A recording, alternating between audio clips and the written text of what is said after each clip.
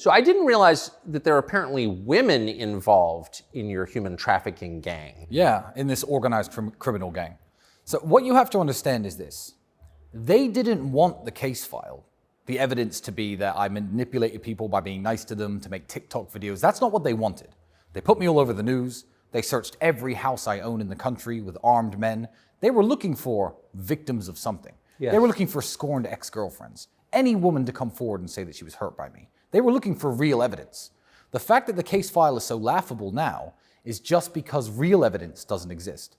So when you have no real evidence, you go for junk evidence. You try to make your case on human trafficking based on, well, they were nice to these girls on TikTok. And these are girls who would say to me, hey, share my post on Instagram. I'll be like, yeah, no problem.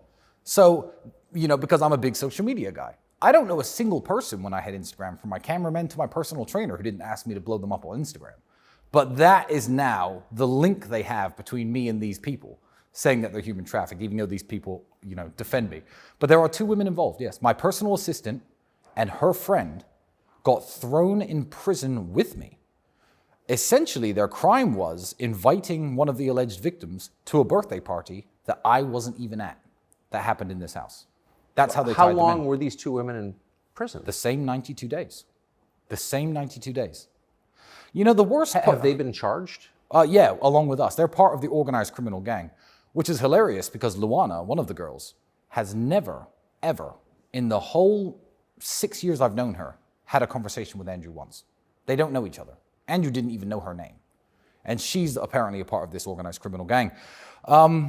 The interesting part is, do you remember Christopher Hitchens when he was alive? I knew him well. I've never met the guy, but I read an article he did for Vanity Fair about 11 or 12 years ago, where he volunteered to be waterboarded to test the effectiveness of torture on foreign prisoners. And the conclusion he came to was, in the article, and I remembered it vividly when I was in jail, if you don't have the answer to their questions and you are being tortured, you can psychologically break.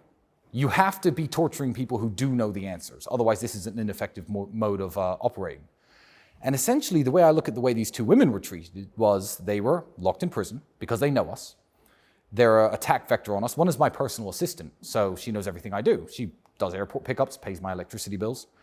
And every week or so, they had the keys of freedom dangled in front of them. Are you ready to tell us about the Tate's criminal activities now? And they said no, and they stayed in prison. The next week, you ready to tell us about the criminal activities that the Tate brothers did? And the problem is, they can't have told the police about criminal activities that I take part in, because those criminal activities don't exist. So I see it as a method of psychological torture. I'm not mad I was sent to jail. Any notions of being angry at injustice and stuff that I truly have in my soul is for those 2 girls who went to jail with me, because they didn't deserve it. I mean, I've probably done something in my life that made me deserve something. These are 2 wonderful people, and they were sent to prison with me. One for having the crime of being my personal assistant, and one for the crime of knowing me and showing up at parties where these alleged victims who say they weren't victims were at. And they're charged in this organized criminal gang. But to be clear, none of the charges pertain to sex, no, rape, no, selling anyone, no, slavery, moving people across international borders to pimp them out. No, but that's certainly what they would have wanted. It's not the fact that, as I said, the evidence is junk because they now have to put a case together. But I'm confused as to how what you're being accused of constitutes human trafficking. Well, it's a very loose law. It's a very, But the term doesn't seem to have a real definition. No, it doesn't, especially when you understand that the Romanian alleged victims, who say they're not victims, have lived in this country for 10 to 15 years before I ever showed up here. So I'm not sure how the trafficking took place. But in a very loose way, they had to prove I was doing something with women by coercing them for my financial benefit, which is how we ended up with the TikTok story. Because the real evidence they wanted, maybe the prosecutors, maybe the people who attacked me genuinely thought I was a pimp. Maybe they did when they started this. And they assumed that the perp walk and putting me in handcuffs and walking me in front of the cameras would have women coming forward saying they were harmed. Maybe they were looking for real evidence. I don't believe if they knew that they were going to end up with this TikTok story, they would have initiated this attack in the first place. I really don't think. Why do you think they did? What do you think this is actually about? I think this is about Andrew. And the way to attack somebody is through his loved ones. I'm not going to say that, Andrew got me put in jail. But what a way to get to Andrew than to throw his little brother in jail and say, he's part of your gang, he's a human trafficker too. Because I don't even have any allegations of misogyny against me. I've never made a YouTube video and joked about men being better drivers. I've never done any of these things, but I had to go to jail along with him. So attacking me was a way of attacking him, and attacking my personal assistant and her friend, I think, was a way of hoping you were going to turn these women into prosecution witnesses, essentially, to lie and say that we did crimes. Yeah, it's about Andrew and his message. That's all it's about. And it's the gender role stuff, you think? The gender role stuff, telling men to be men, it's just dangerous for what the Andrew calls the matrix, or the deep state, is trying to purport on men today. It's very interesting to think that the first man ever banned from discussion in UK public schools is Andrew Tate. Adolf Hitler, you were allowed to talk about him during World War II and after World War II. The leader of Argentina during the Falklands War, Osama bin Laden after 9/11. Terrorists, school shooters, the 7/7 bombers who attacked the subway in London. You were allowed to discuss all these people in school. The first man ever to be banned is a mixed race, a half-black kid from the projects who came up out of the projects and became a multimillionaire. Maybe they just want the working class to stay the working class. Maybe they don't want people like him opening his mouth. Maybe it's because he joked that men are better drivers than women, and he's a misogynist. I don't think it's the third option. I think it's either option one or option two. I think he's dangerous to what people want to purport on the society. And it's as simple as that. It's certainly not because I've human trafficked anyone. That's not why I was in jail. That can't be why I was in jail, because that has never happened. What was it like being in jail with your brother? Romanian jail is no picnic. But frankly, once they moved me into a room with Andrew, frankly, I quite enjoyed jail. You know, I think that when I got out, I spoke to a girl I knew, and she goes, you know, in 3 years, you'll laugh about this. And I'm like, no, you don't understand. I was laughing in jail, and I'm laughing right now. They might send me back for 5 years for TikTok theft. But TikTok theft, that's what I'm officially accused of. But frankly, I quite enjoyed it. I feel like me and my brother are very busy people. We live together. We've spent every waking hour together since we were born, essentially. But we have our own lives to live. You know, I've got my daughter, I've got business to run, he's got business to run. We're both at our laptops a lot, we're on our phones a lot, we're on our devices a lot. I said to Andrew after the first month, I said, you know, we may have had more meaningful conversations this month than we would have potentially had this year if we hadn't been sent to jail. So I feel like our relationship is stronger than before. And there's no universe where I can't make Andrew laugh. And you have all the time in the world to play your stupid jokes. So every time someone didn't want to smoke a cigarette, you insult him, you call him names, that's what guys do. Andrew would go out to visit the doctor or the lawyer, etc. I don't know if he's going to be back in 10 minutes or in an hour. And I'd open a pack of cigarettes and stand by the door like this. So the first thing he does when he opens the door is me forcing him to smoke a cigarette. I had all the time in the world to play jokes on him. So I still don't see it as such a negative thing. And people will call me crazy. But it was me and my brother drinking coffee, smoking cigarettes, talking. You know, we have an innumerable amount of stories and experiences and ideas, and he knows things I don't. I know things he doesn't. I'm a Christian, he's a Muslim. We have ideas that conflict, and we debate because we're smart. And I really think it brought us closer together. What was it like to be off your phone for 9 months or 90 days? 92 days. It was, you get used to it very quickly, but you have nothing to do with your hands. That's the problem. My cigarette's gone out. That's why I started smoking. But everything became entertainment. I don't like junk food. I don't like sugar. Andrew would get a chocolate bar from somewhere. You want half? Yeah, fine. Because that was fun. New sensations became entertainment. We had a bottle of mouthwash. We didn't use it every time. Every 4 days, I'd use some mouthwash. It would kind of make me smile because it would remind me of life outside of prison. So in this world of constant bombardment and constant stimulation, you find an appreciation for the things in life that you overlooked before. A handshake, a hug, a joke. And I appreciated those things much more now that I've come out of jail than I ever did before. What an interesting take on it. Did you meet anyone interesting in there? Interesting. Define interesting. I met people, to be fair to the Romanian justice system, it works the way it does because Romania hasn't got much money. If you arrest some guy because you suspect he's been breaking into cars, for example, and you can't hold him without evidence and you let him go, you'll never find him again. He'll go back to his village and you'll never see the guy again. So there was one kid who was in jail for looking in car windows, essentially. We're going to investigate this guy month after month after month. Couldn't afford lawyers, was just sitting around in jail. So people had very interesting stories. I met heroin dealers, real human traffickers. I mean, like actual human traffickers. I'd go to court, and the policeman who would escort me would say, "Oh, they definitely got to let you out." And I say, "Why?"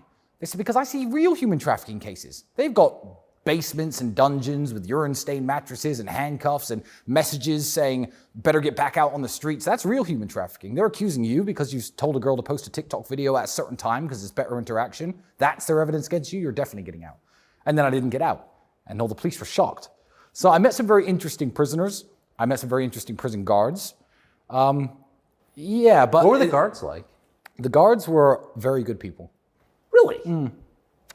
I feel like the guards they know what a criminal is and what a criminal isn't. I'm not going to say they knew my case. I'm not going to say they knew I was innocent. But they know what human traffickers, rapists, sexual criminals actually look like because they deal with them day to day. One of the policemen was telling me a story of after a day in court, he had to stay in the police van. His hands were shaking because he couldn't escort the guy back into jail because he said I was going to get on my nightstick and break his teeth in because he saw what the guy had been doing to children. You know, these guys know what real criminals look like. And a lot of them just wanted to make sure we were okay. They didn't want anything bad to happen in the prison. And I could say I made 2 or 3 friends from the guards. They were very good people doing their job diligently. And nobody abused their power and nobody mistreated anyone. Yeah, real good people. And they weren't the ones who did this to me. So I couldn't harbor any hate towards them. Who do you think did it to you? I don't want to say anything that's going to get me into trouble on this one. But you have a good sense of it. Let's just say this would have happened in any NATO or European Union country that I chose to live in. It would have happened. It would have happened in Spain. It would have happened in Poland. It would have happened in France. The French, the Spanish, and the Polish have nothing against me. I think the Romanians really have nothing against me. The Romanian people love me.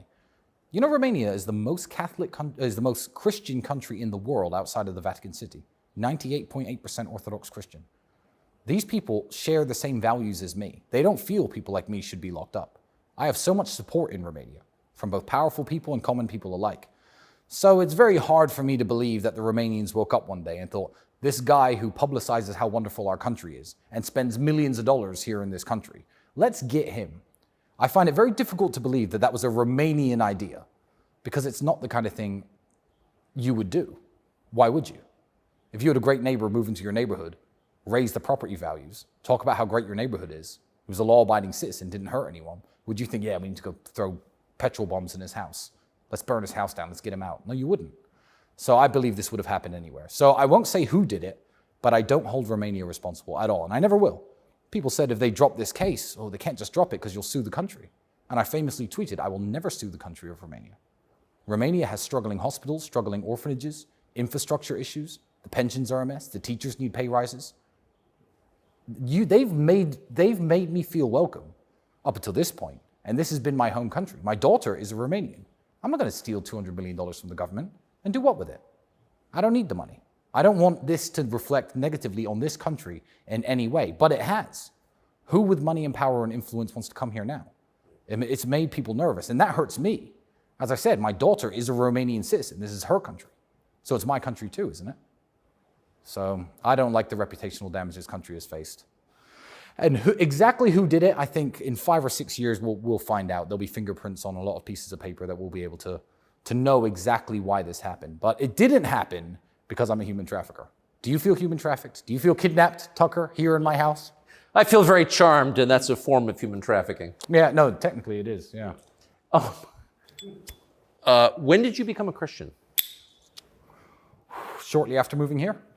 Really? I was disenfranchised with Christianity. I just mentioned Christopher Hitchens. I read a few books that he wrote when I was younger. And I thought, you know what? I looked around England and the way society was collapsing and the way Christians behaved. I mean, this pride flags in churches, this is a relatively new phenomenon, but let's just say it started with versions of reality I saw like that. And I thought, you know, Christians don't really stand for anything anymore. I challenge any atheist to walk around Romania and just insult Jesus Christ to the normal Romanian man. People say, oh, well, if you insult the Prophet Muhammad, peace be upon him, the Muslims will punch you in the face. Go and do that in Romania and insult Jesus. The Romanians stand for something. And I saw how Christianity holds this country together. You couldn't wear that watch in London. Walking around London with that watch and no bodyguards could be a death sentence. You could get as drunk as you like by yourself in any bar in Bucharest with that watch on and no one's going to steal it from you. The Romanian people are good people, and Christianity is what helps hold the society together. Also, the maternal grandfather of my daughter is an Orthodox Christian priest. So even when I was dating his daughter, he was insisting that the grandkids have to be baptized, etc. And I fell back into Christianity by reading the Bible cover to cover 6 years ago. And it opened my eyes to what I was standing against as an atheist. And I thought, why would I stand against this? And then look at atheists. Go to these men standing naked with their dicks out in front of kids, you know. These people aren't Christians. Look at how the atheists behave, how they fetishize serious issues like abortion. Haha, I had 30 abortions, this is funny. No, it's not funny. I'm not even saying it should be illegal, but that's not funny. These are all atheists. These are the godless people. That's my team? I looked around and thought, these people don't represent me. Why am I saying I'm an atheist? Let me at least investigate what I'm missing out on. And that's what converted me. What was your childhood like? You know, I don't want to say difficult. I don't want to say difficult because me and my brother were always a team and we always lifted each other up in difficult situations. And now that I look back on things, when we first moved to England, we lived in a homeless shelter for 3 years with a bunch of other families. We had one single room, my mother, my sister, my brother, and me. And when I was a kid, like you'd go to your friend's house at school and then he'd be like, I'll come to your house next weekend. And my mother would have to explain to his mother, look, he can't come here. We live in a homeless shelter. But it never really hurt me at the time. I didn't feel like I was hard done by the world. I didn't feel like a victim. I didn't have this victim mentality because my father wouldn't allow me to think that way. So I can say it was difficult in retrospect compared to how my kids are going to be raised. They're going to have a much easier life than I had. But I didn't have a difficult time dealing with it when I was going through it. So I'd say my childhood was excellent because I had a mother who made sure we had 3 meals a day, a mother who had my clothes washed and ironed and repaired. If a button fell off, she could fix it. She took care of us. She read books to us. You know, I read a lot of books myself. We're not university educated. We left education at 16 years old, high school. So we're self-educated people. And yeah, I liked my childhood. I think it was very fun. Why'd you leave the UK? Money. My father got essentially screwed over by the VA, a story that I won't tell here. But although he played chess and he was a very smart man, he had no money, none. And there was a point when my mother and him, I believe, were going through the divorce, and she made the point of, look, if something happens to the kids, we can't afford to take them to the hospital. And they made the decision together saying, well, look, the kids are British citizens, you're a British citizen, go over and live in England. We'll see if we can fix the marriage at some point in the future. It never happened. But it was a financial issue that made us move. And probably one of the best things that ever happened to me. Did you think about staying there when you became an adult? Did I think about going back to the United States? No, back to the UK. Back to the UK? No. Well, I've always felt British. I moved to England when I was 8. So I was very young, it's why my British accent is stronger than Andrew's, because he was a year and a half older than me by the time we moved there. But I really liked England, and I'm super proud of England and proud to be British, which upsets me because obviously England's falling apart. But I consider myself English, so I like that country. I can't move back now. When the government is saying you can't talk about this guy's brother in school, I'm going to move back there. I'm public enemy #1, and bad things will happen, worse than they happened here, I suspect. So sadly, I can't go back to England, but I do love England. I said if I could swear loyalty to any British leader ever, it would have been the Queen of England. King Charles, not so much. But like everyone's like, oh, who do you vote for? You know, Labour or Conservative, Liberal, Democrat? I was like, no, Queen Elizabeth II. That's the politician I'm proud of. I don't want to hear about the others because they're not interesting. And they just want to see the country fall apart. Do you think the monarchy will continue?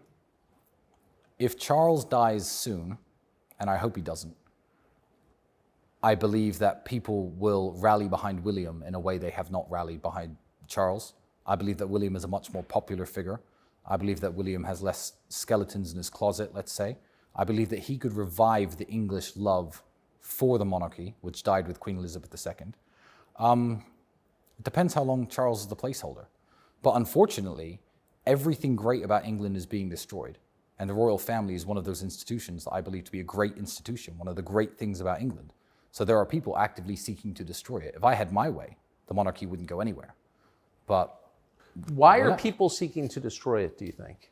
And more broadly, the West? Well, they don't want anybody to have anything to be proud of. It's the reason buildings are ugly. It's the reason they'll take down your national flags. It's the reason they allow mass amounts of unchecked immigration of people from different cultures, some of them good, some of them bad, to flood into your borders. They just don't want anybody to have anything to rally behind, whether it be a flag or a monarch. So then they can just divide people and tell people how to think, what to do, how to behave. You know, if I say, no, Queen Elizabeth has these certain values and I'm British, so I'm going to have the same values as her. I'll give you an example. I like to speak the Queen's English. Now it's the King's English, but that's what it's called.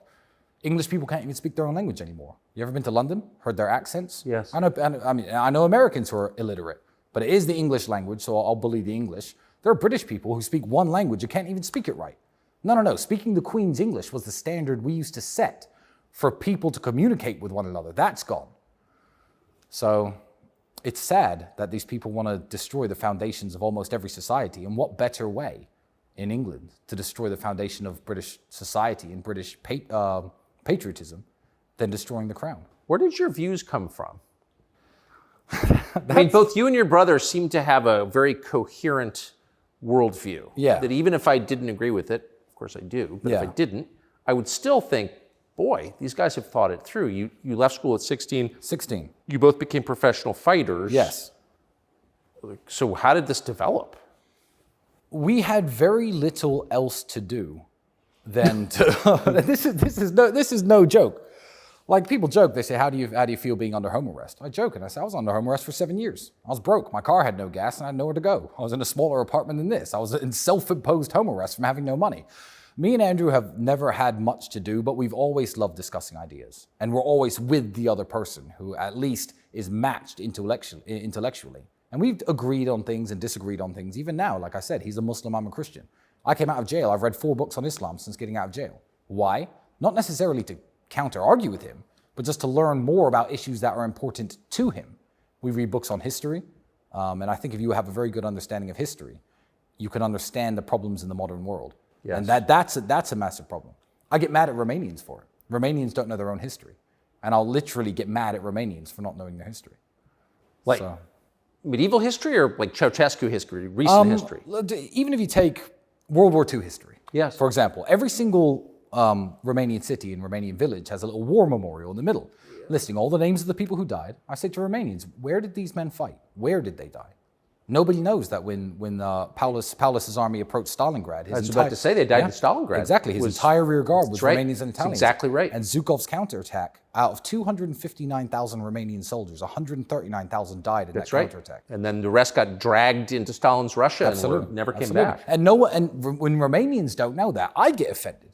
I'm like, how can you not know that? How can you be proud of being a Romanian and drive past that monument every single day and not know where those men fought and died? So even out of respect for the country I live in, I'll learn its history. So I just, when you know history, you can look at the modern world and see what's wrong with it, what's right with it, what's going wrong, what could go wrong. And I feel like an understanding of history is the basis of mine and Andrew's knowledge, if you can even call it knowledge. Because I don't consider myself a professional in anything, besides maybe kickboxing. And that's it. Do you miss it? No, I'm lucky. I had a car crash at 28, ruined my shoulder, so my retirement was final. I had to retire. I had one MMA fight after that, and I lost because my shoulder dislocated when I was wrestling with the guy, and I tapped out. Obviously, the haters love to watch that fight and be like, "Oh, look, he tapped out for no reason." I was trying to push the guy off. My shoulder slipped out of place. So I don't miss it, and I'm very lucky that I'm in the position where, like with prison, I see good in every situation. I can't go back to it now. So it's fine. I did it. I'm very proud of myself. I'm the 2-time European champion. 28, car crash. I've washed my hands of it. I still stay in good physical condition. I still train very hard. I still take my health very seriously. But going back to fighting isn't an option I have.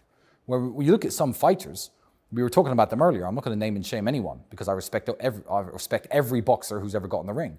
But some guys, they're old. They're still getting in the boxing ring. They're still fighting people they shouldn't. They don't know what else to do. I had to move on. So by definition, I can't miss it because going back isn't an option. So I got very lucky. Andrew misses it a lot more because he could always get back into perfect shape and go fighting again. So he misses it a lot more and it's haunted him Up until about 2 or 3 years ago, he was like, oh, did I do the right thing retiring? Should I have gone back? 5th world title, 6th world title, because it's just who he is. He's a warrior in his soul, and he loves war. But war can be just, and war can be noble. It doesn't have to be, what we typically think of as war. Andrew's at war with the world, and he always has been. Andrew 14, 15 years ago, I'd watch an internet debate. I can't remember the exact debate I was watching. I think it was one of the, back when Intelligence Squared used to host those debates. I used to watch those 14, 15 years ago before everyone's attention span was ruined by TikTok. And I said to Andrew, you have to come and watch this debate. It was absolutely amazing. I think it was about reparations in the United States. It was on the issue of reparations. I said, this is a great debate, Andrew. You have to come watch it. And he looked at me and went, we're broke, Tristan. I said, what? He goes, you're sitting there watching debates. We have no money. How are we going to pay the rent? We are broke.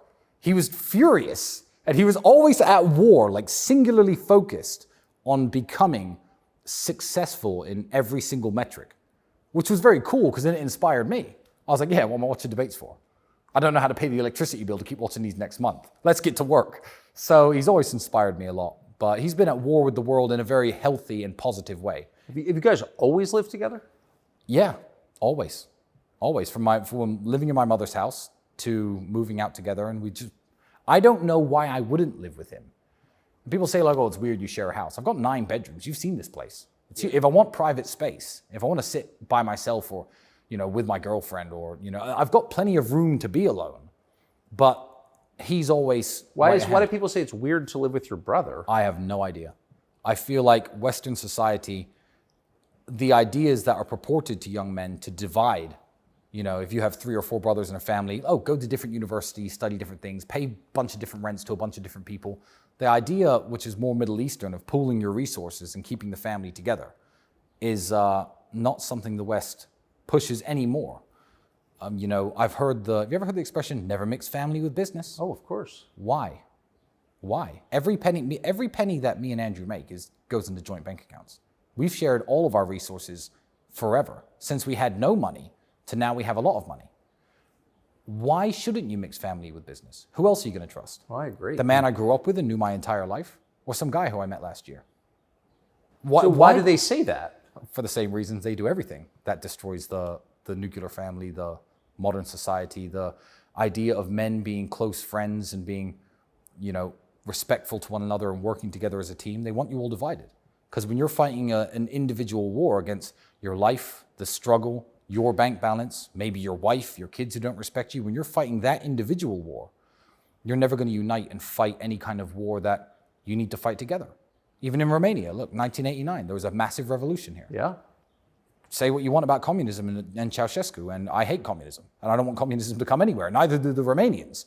But Romania is a traditional society, a Christian society. Nuclear family is very, very important to them. Family values are very important to them. How many drug addicts have you seen on the streets? None. Zero. Why? Because if a Romanian becomes a drug addict, his parents, his grandparents, someone will take him in, get him off the drugs. That's the backbone of society. We have zero funding here. That's why I'd never sue this country. Zero for anti-drug programs, mental health programs. How many crazy people are harassing you when you walk around? None. There we go. The family is very, very important. And I love Romania. So yeah, and they throw revolutions when they don't like something. They overthrew the president 6 years ago. They'll get together and say, no, we've had enough. Well, they shot Ceausescu and his wife. They shot him and his wife. Indeed, they did. Execute him. But I'm not a fan of communism, and neither are the Romanians. But Ceausescu wasn't, if you know about his life, he wasn't necessarily an evil man, but he was a completely uneducated man. It's easy in 2023 to say communism doesn't work. I know it doesn't work. You know it doesn't work. It's 1945, Romania. Communism's a new idea. Everyone's broke. Maybe we should try this. Some of the people who got into it and bought into it didn't necessarily do it with the worst of intentions. Right. Anyone pushing communism today is either thinks they're working under good intentions because they don't understand history at all. Like I said, lack of understanding of history. Or they're evil. They're truly evil because we know it doesn't work and we know how it ends up. Why do you think, and it seems to target the family first. The separation of the nuclear family gives the state the ability to raise your kids. And my brother's probably touched on this. The moment there's no father at home, the moment the mother's busy working, not at home cooking meals and raising the kids and reading books to them like my mother was, then who's raising your kids? The school, the internet, the television, whatever ideas we put on those are the ideas the kids are going to grow up with. We don't want dad out working and mom at home with the kids 24/7. No. The mother of my kids, call me sexist if you want, never has to work again. She can have passions. She can have interests. She wants to learn the violin, the piano, dance, ballet. She's a former gymnast, one of them.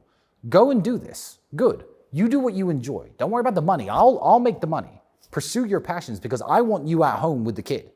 That's what I want. And people call me a misogynist and they call me sexist for it. Why? I've chosen her. She's obviously a good woman. I want her raising my daughter. I don't want her in a daycare with God knows who. Luckily in Romania, I'm relatively safe from that, but I mean, I've seen some questionable people working in your daycares in the United States, and it makes me very worried. Yeah, nobody cares anymore. What do the women in your lives think of your relationship with your brother? They think it's beautiful. The only type of woman, they come around to it very quickly. I feel like even if they're like, oh, you're 35 almost, and your brother's 36, and you live together, they'll find it weird until they see our relationship and see how we interact with each other and see how we live and see how we work together. They'll find it weird up until that point. I've only ever had Western women call it weird. I've only had, because Eastern Europeans have a different kind of mindset. They get why two men would work together and team up. In England, I've had English women say it's weird. We've had women try to get in between our relationship throughout our life. I don't know why they even tried. It's stupid. But it hasn't worked. But I also feel like, I mean, throwing me in jail, the authorities here, or whoever was attacking me, certainly underestimated our relationship. They thought Andrew was gonna, I don't know, say something he shouldn't to get me out of jail. They thought I might roll on him to get myself out of jail. I don't know why they thought throwing us all in jail and saying we were a gang was a good idea. But you try to find weak links in a group. And also the fact that my personal assistant, God bless her, didn't lie about us to get herself out of jail. Mine and my brother's relationship, and I want to make this very clear, inspires the other people around us to loyalty. I have such high standards of what loyalty means because I have Andrew, that I expect absolutely nothing less from my friends. I mean, you've seen this house. There are men sitting around this house. They've flown across the world, 24 hours, some of them, to come sit on house arrest with me, as opposed to enjoying their lives and running their businesses or seeing their kids. They're here with me. The loyalty we have for each other translates into every other aspect of our lives. I feel like we get more loyalty from women. We get more loyalty from friends. We have a standard to measure loyalty against, and it's a standard that's 100%. So that's a beautiful thing about our lives as well. So that it works. It helps everything. How much of the media coverage of yourself and your brother do you read? Quite a lot. But I know what the articles are going to say based on who says them. You know, and I've heard fans of mine raise some quite legitimate questions about the webcam studio I used to own. Was that human trafficking? We can cover this in a minute. But I tried to read as much of it as I can, especially when I got out of jail, because I wanted to see where the land lays. But it's the comment section that overwhelmingly tell me the consensus of people. The most violent hit pieces can be made against me. The worst interviews, trashing my name, saying I'm a danger to society. I shouldn't be around anyone. I should be locked up forever. It's the comment section on those that tells me the true measure of who supports me and who doesn't. Because the people who hate me are just loud. They're very loud, but I don't think they're very big in number. Because the comment section trashes them, even on their own matrix media, mainstream media articles. The BBC will post an article. BBC people who subscribe to that page and like the BBC watch that video. The comment section trash them. So that's what makes me happy. It's the comment section. So keep up the comments, guys. Why is BBC so single-minded in its attacks on you? Well, don't look at BBC. I mean, you know this. You can't look at BBC as a media organization. What funds the BBC? The TV licensing fee, the UK taxpayer. It is the government's propaganda branch. When there are big riots in London, the BBC doesn't cover them until 3 days later. They don't want to inspire people to go down to London and protest. It's not a news organization any more than it is a government-funded agency for telling the British people what to believe and what to think. So the fact that the British politicians don't like Andrew means the BBC, by nature, by instruction, have to hate him. A journalist who likes Andrew would not be allowed to come here if he worked for the BBC and ask fair questions. Questions like, you haven't been convicted of anything, why did you spend so much time in jail? That would be a very normal question to ask him. They're not allowed to. They are the government's propaganda arm in the way that the North Korean television station is the arm of the North Korean propaganda arm. It's funded by the government, it's run by the government, it purports the government's ideas, no matter what they are, and Andrew Tate is a danger to society for some reason. So that's why the BBC hates him, because the government hates him. What else is the BBC? Do independent journalists hate Andrew? No, almost none that I've met. So, when you say that even some of your supporters have questions about your webcam business, what is that? What does that mean? So I'm glad you asked that, because I'd actually like to clear this up. Andrew is a Muslim and I'm a Christian. In a previous life, me and my brother used to run a streaming company, essentially, where pretty girls would stream online and talk to dudes online. You know, there was some nudity involved. And it was a studio, essentially. The girls worked for my company. They had contracts to work for my company. They got paid very, very well. And people were like, they were involved in that business where they recruited women. Is that what they're investigating for the human trafficking allegations? No. No. The human trafficking charges filed against me, because they called the women who used to work for me. Yeah, great boss, I made some money, my life has moved on, and they hung up the phone on the police. The charges are that in 2021, I recruited friends of mine by brainwashing them to steal their TikTok money. If the police could have found a link between anything illegal and any business I've run, from my webcam studio to any company I've ever run, they would have put it in the case file. It simply does not exist. So that's not connected at all to the charges? Not at all. The webcam studio was shut 4.5, 5 years before I allegedly started this kidnapping gang. So they're not connected. So you do not run a web business now? No, absolutely not. And also, none of the alleged victims are girls who've ever worked at my streaming company in the past. There's zero connection at all. But I get why well-intentioned fans of mine will be like, oh, well, he was talking about this business he used to run. Was he trafficking those people? That's a very fair question. It's a very fair question. But there is no connection at all. And the case file will eventually come out. The charges and what I'm accused of will come out. Is there any money that's been made in the case file? $1 from illicit activities, even from TikTok that reached my bank account. Is that in the case file? No.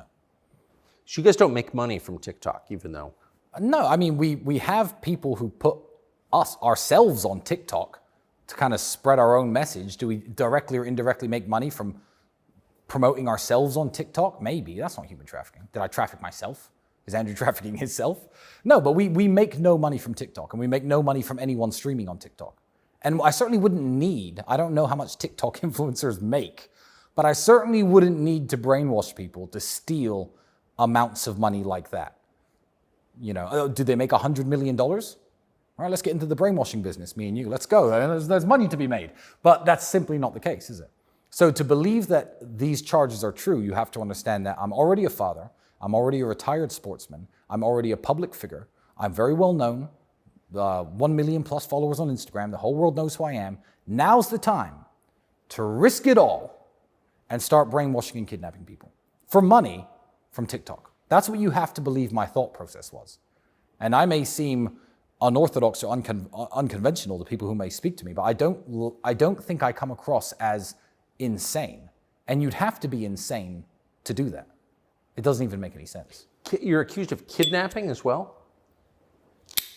Well, when they first put me in jail, the word kidnapping was used on the news all the time.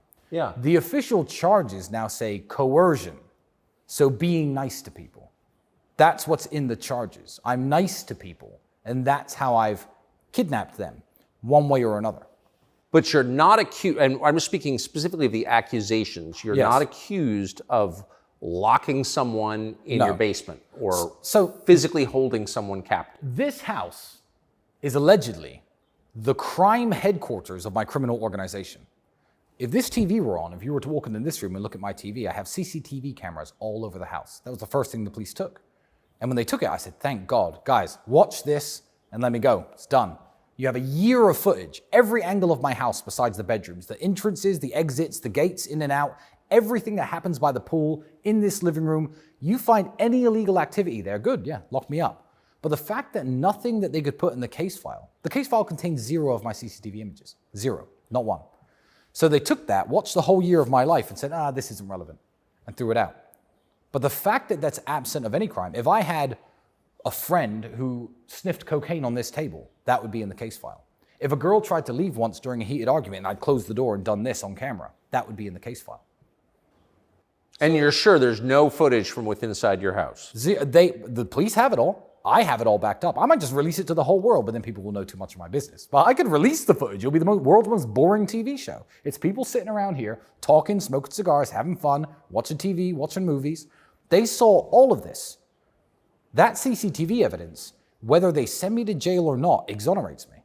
Imagine you're a criminal running a drug smuggling ring, for example. The last thing you do, one, is put cameras that record every move you make everywhere to record your criminal activity.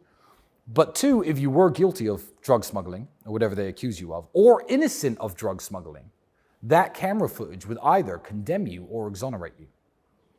And that's not included in my case file. A whole year of CCTV from every single angle. I'll show you the cameras afterwards. Amazing. You'll laugh. You'll laugh. It's funny. So you said you would never sue the government of Romania. Never, ever. But they need the money more than me. But it's news organizations that have called you a human trafficker, Yep. implied that you're a pimp or Yep. a white slaver or whatever. You Yeah. had sold human beings. Yeah, there are a lot of people who have to be dealt with in a legal way. I don't want anyone to misinterpret that as a threat. But essentially the answer is this. I was asked by a friend, do you think you'll get justice? And I said, what, you think if they drop this now and just say you're free to go, that's justice? After what my family have suffered, after my daughter suffered, after me being locked up in a prison, after me being deprived liberty in my house, the damage it's done to my business, my international reputation, my mother, these two women. You think if they drop it now, that's justice? No. God is the ultimate arbiter of justice, and he will make sure that I do get justice, and I will have justice. But this case file disappearing is just the beginning. How is that just? 1 year and a half I've been labeled a human trafficker. They've been calling me a human trafficker for 1.5 years. When you have a daughter who's 2.5 and she's banging on the door, screaming to go outside and play with the other kids, but you know you can't let her go outside because if she does, the other kids take their parents in. The other parents take their kids in. She has no friends. I bought her a dog. She's crying her eyes out. She used to be able to play with the kids in the neighborhood. Now she can't. What about her? Is it justice to drop this file now? No, people will have to pay. Legally. Don't cut this up and say I'm making threats to anyone. People will have to pay. And they will have to suffer the consequences of the legal system. And I also believe that you can't do such an evil thing to people without suffering some type of retribution from the Almighty. So good luck to them. And I hope they can sleep at night because I wouldn't be able to. So Elon Musk, Mark Zuckerberg, some talk that they may square off in the ring, a ring you're familiar with. Yeah. Will it happen? If it does, who wins? Here's what would happen. Here's what could happen. Elon would have to take his foot off the gas pedal when it comes to work. I know he's a workaholic. He's insane, truly inspiring, that man. And I don't think he does anything by halves. If he tried to run all his various companies, do an hour or two of training a day, didn't take it seriously, Zuckerberg has a head start in terms of technical skill. Elon is bigger, he's stronger, he's physically more imposing. If he took 6 months to train 5 hours a day, Elon beat Zuckerberg. Is that what it takes?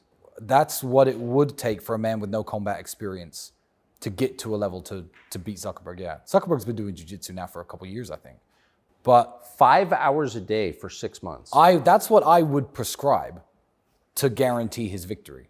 And you have to understand, for me, Meta banned me. So I still had Instagram and Facebook until I was in jail. In jail without charges. My criminal record is completely clean. If anyone here has anything on their record, I'm cleaner than you. He deleted my Instagram when I was in prison. I posted photos of me in suits, photos of me with cars, with inspirational quotes. That was my Instagram. I was deleted while I was in prison. I came out, nobody can get my Instagram back ever. It's gone. So obviously I want Elon to win, because Elon has my back. I mean, whether he's endorsed me or not, I don't talk to him. I've never met the guy, but I have a Twitter account. So for me, it's good versus evil. Wait, on what grounds did Meta erase your account? No grounds. No one could find out. No one can find out. Representatives who work within Instagram say this is not a ban that's reversible. This is not a ban anybody can do anything about. This is an Alex Jones level, this guy's not allowed on the platform. I don't even know what I've said. Like, I literally don't know what I could have possibly said. But, I mean, in their defense, if I ran Instagram, I wouldn't want human traffickers on Instagram. But wouldn't an interesting question be, is this guy actually a human trafficker? Before banning me. I mean, wouldn't that have been the natural line of inquiry? How many American citizens have died from fentanyl they purchased over Instagram? I know. To this day, that is happening. I know. Drug dealers all over Instagram. People are peddling all sorts of hate, all sorts of degeneracy over Instagram. I literally posted car pictures, usually with a line from a book that I like. Just a cool quote. Me in a suit, me with a car, me with my dog. That was my Instagram. That was it. That was all I ever did. I didn't do anything weird on Instagram. I don't know why they banned me. So I would be Team Elon versus Team Zuck. I'd be cheering for Elon. But you think it would take a good 6 months to get up to that level? To 6 months, Elon could guaranteed win. Anything could happen in the fight game. I've lost fights I shouldn't have won. I've lost fights I should have won. Anything can happen in the fight game. But I think that Elon is bigger, is stronger. Weight classes exist for a reason. I mean, the size is real. And I think Elon could beat him, guaranteed, if he trained for 6 months. And I see the best fighters in the world offering to train Elon. My brother offered on Twitter. Jake Shields, a few other people have said, look, Elon, I will train you. If he took that seriously and took the help he needed, I think 6 months of training, You wouldn't want to lose to Mark Zuckerberg. No, you wouldn't. But I've lost to Mark Zuckerberg. Look, I have no Instagram. I don't use WhatsApp. I'm banned from all of it. So has Mark Zuckerberg beaten me? Yeah. So I'd be cheering Elon on. But Mark Zuckerberg, if you're listening, unban me, bro. Like, why? Why am I banned? At least get somebody from Instagram to explain to me what I was banned for. I'd like that. I really would. I'd like some closure. I don't need Instagram back, but I'd like to get an explanation, because no one who works there can seem to find one. And obviously know lots of important people who know lots of very high up people at Meta. No one can even get an explanation as to why I was banned. What do you think the answer is? The answer is, I'm Andrew's brother. I have similar views as him. When Andrew got banned, my following went up because everyone's following me just to see roughly what I'm up to in life, my stories, where I'm chilling, what I do. And I'm Andrew Tate's brother, delete me. That's the reason. That's kind of a North Korean principle. You punish the family. 3 generations, yeah, absolutely. So I guess my kids won't be allowed on Instagram either. But, I can't complain too much. That's fine by me. I won't let my kids have Instagram. It's fine. You don't have to ban them, Mark. It's cool. Do you think, since you spend a lot of your life thinking about communications, the media, social media, like, where are we in 5 years? Is speech restored to the average person, or is there less speech? I would say, without trying to kiss your ass, because I'm not an ass kisser, that's down to people like you fighting the good fight. Depends on the American political climate, which obviously you have a lot of sway over, and America is the king of the world, whether anyone likes it or not. I believe it's the negative ideas from England and America that have certainly made this happen to me. Yeah. Also, my case is important for countries in Eastern Europe. Obviously, Romania is a big ally of the United States, has been for a very long time. They have a very good relationship with the United States.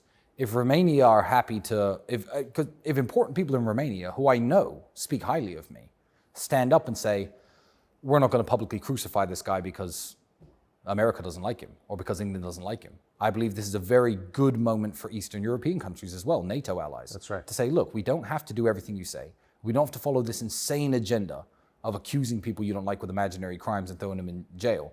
This could be a victory for Romania. The work you're doing could be a victory for the United States. England's lost, so forget England. Yeah. There's no free speech in England, that's over. Yeah, so it all depends on what shifts happen, who wins the next elections, how effective cancellations are. You have people like, Rumble, Elon fighting against this silencing of every idea that's counterintuitive to the agenda of the deep state, or the matrix as my brother calls them. So I don't know, but it's a very interesting time to be alive. I would like, the optimist in me would like to think there's finally enough pushback. So let's take Alex Jones.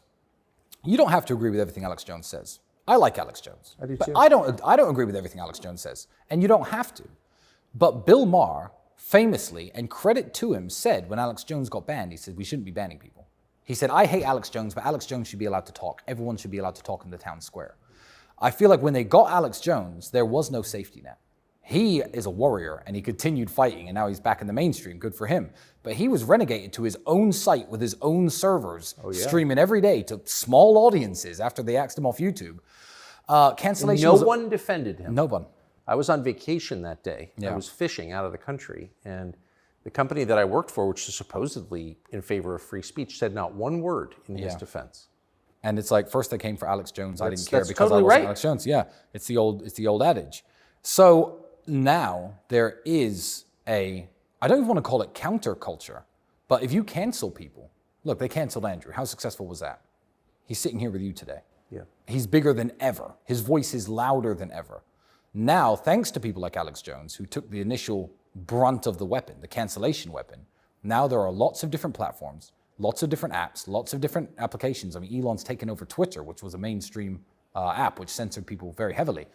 The pushback has started. So the optimist in me would like to look at the trend line and say things are getting better as compared to when they canceled Alex 6-7 years ago. It does feel that way. Yeah, it does feel that way. So I'm going to be hopeful for the future. But also, I don't know what these people are capable of. I don't know what they're capable of. Look what's happened in my life. This is unthinkable. 2 years ago, if you were to say, hey, Tristan, you'd be in jail for human trafficking, I'd be like, what? Human trafficking? Prison? How long have you been locked up in prison and in your home? I have not been free since December 29th of 2022. I have not had a single day of freedom. I've either been locked in jail or locked up here. I've only ever left this house or left jail to attend court. That's it. And that's a very long time. Think of everything you've done since just before New Year's. Think of all the places you've been, all the people you've spoken to. Since last year? Yeah. I've been locked in a jail cell with criminals or locked in my house. So when you finally do regain your freedom, yeah, what are you going to do? You know, I'm just going to continue to do what I was doing before. No, but I don't. What's the physical, like, if I said you can leave your house right now, where's the first place you'd go? You know, I think work comes first. I have documents and papers I need to sign in the Middle East for various reasons. I'm not going to broadcast them here because it's another avenue of attack. I have paperwork I need filling out. I just need to be able to live my life. I mean, for a man like me, and I've explained this in court to the Romanian judges, 2 of them which let me go, wonderful women. They let me out of prison. They put me on house arrest. I said, this isn't just some preventative detention measure, because I'm not some drug dealer who's now not dealing drugs because I'm now in jail. I'm an international businessman. You want to know how much money I make and why? Let me come here tomorrow with paperwork and show you. I'll call my accountant. This is why I'm rich. There's no human trafficking. But when you take a man who is an international businessman, who has to travel, who has to meet people, who has to talk to earn his living, and you lock him in the way that I've been locked up, I don't even want to guess how much money this has lost me. I don't even want to get upwards of $50 million, for sure. Cost me and lost me. But I need to just get my life back in order and also enjoy it. I will appreciate things much more after being in jail. So I'm going to continue living the same life as before. Where would I go? I don't know. The Middle East? Maybe England. I need to visit my tailor. I've got a bunch of suits being made, but now I'm scared of England because I know England's my enemy. So what, am I going to go there and get arrested for, I don't know, hate speech? I don't know what they're going to arrest me for. But when people say, oh, they can't just arrest you and throw you in jail for no reason, yes, they can. And I know they can now. They'll just make up reasons. And they'll get the BBC to talk about them. So you're a Christian, you're an American, you're a British passport holder also, but you spend a lot of time in the Middle East. It does seem like there's a movement, the center of gravity is moving toward the Gulf. Well, they understand on a base level the issues that truly affect society's downfall. Go and try and buy drugs in the Middle East. I dare you. I dare anybody. They know that when you let morality slip, society falls apart.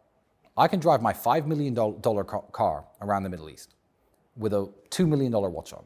And I can go to various cafes, bars, have a few drinks, leave the car there, walk home, leave the car unlocked. No one's stealing it. Because they deal with crime and immorality in a very serious way. So I think a lot of people... Because they're serious things. Absolutely, they are serious things. And a lot of people with money, where New York back in the 1970s, 1980s maybe was and California, probably the best places in the world to live, quite literally. Now you've got a billionaire living in New York or a multimillionaire living in New York. He's older, he's retired, but what, he can't walk the streets at all? He has to stay in his apartment. He needs bodyguards to go to the store, the supermarket. He's like, why not Dubai? What does Dubai have? What does New York have that Dubai doesn't? Dubai has everything. It's a wonderful place. The United Arab Emirates is a wonderful place. And Saudi Arabia has opened up recently. And give it 5, 6, 7 years, they've got the money. Saudi Arabia is going to have nice, clean, beautiful, pretty, safe cities that every millionaire or billionaire in the world can enjoy. And they can go there and enjoy the amenities and live their life without the threat of some psychopath on the subway trying to attack you. And then if you defend yourself, what happens to you? Maybe 20 years, we're about to find out. In 2 cases. It's sickening. So I think that and I'll give the credit to religion. I'll give the credit to the Islamic faith. They don't want that bullshit in their country. They don't want their kids being taught immorality in the schools. So if you want to have kids and you're a very busy man, maybe your wife's very busy too, and you want a comfortable environment where you know that your kids can go to school and learn things like math and history and geography. I know, crazy, right? Without drag queens reading stories to them, you can go to the Middle East and be assured of what's happening to your children, to your family, in your home, on your streets. I get the massive push. I get it. And there are different places in the world, like America was, hopefully will be again, but certainly was in the 70s and 80s, when people from even this country right here, which was a shithole back then, wanted to go to America, see the Statue of Liberty, come across on a boat, start a new life for themselves, live the American dream. I feel like the dream of the West is dying. And people are just like, well, where can I live the dream? What's the dream? Nice, happy life, beautiful wife, healthy kids, good health care, safe, schools are fine, mass crime doesn't exist, drug use isn't prevalent. It's crazy that that's now the dream, isn't it? Isn't it sad what's happened? And to use a very famous slogan, I really hope that somebody can make America great again. It's a very good slogan. But even I haven't liked the United States in a long time. I go to the United States, I feel unsafe. I feel unsafe walking around the streets. I see the pandemic of homelessness and drug use. And I'm like, how is this the capital of the free world? I look at the leadership. It just makes me sick on every level. So, the Middle East is the place to be for now. Maybe one day, in 20 years' time, America will be the place to be again. And as an American citizen, I'm hopeful for the United States. I am hopeful for it. But it's people like you who are fighting the good fight, so I appreciate you a lot. And there are very few men who I'll ever meet who I'll say, I admire you or I'm a fan of yours. But I will say that to your face right now on camera. Well, I appreciate it. I admire you a lot. Thank you for that. Yeah, no problem. Amazing. Thanks.